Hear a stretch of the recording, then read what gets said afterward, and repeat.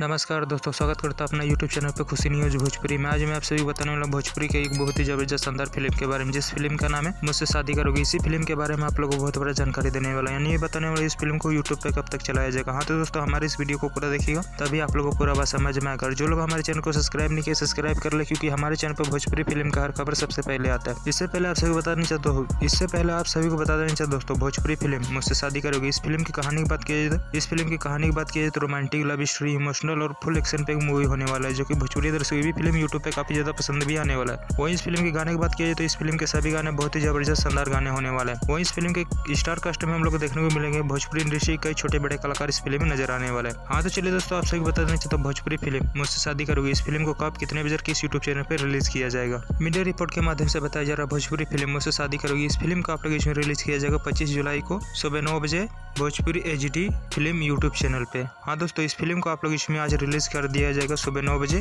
Bhojpuri HD film YouTube channel पे। एक बार जरूर इस फिल्म को यूट्यूब पे देखिएगा, बहुत ही जबरदस्त शानदार फिल्म होने वाला है। हाँ तो दोस्तों, हमारे इस वीडियो को पूरा देखिएगा, तभी आप लोग को पूरा बात समझ में। और दोस्तों, ये वीडियो आप लोगों को पसंद आए तो ज़्यादा से ज़्यादा लाइक करें, सब्सक्राइब करें। धन्यवाद दोस्तों।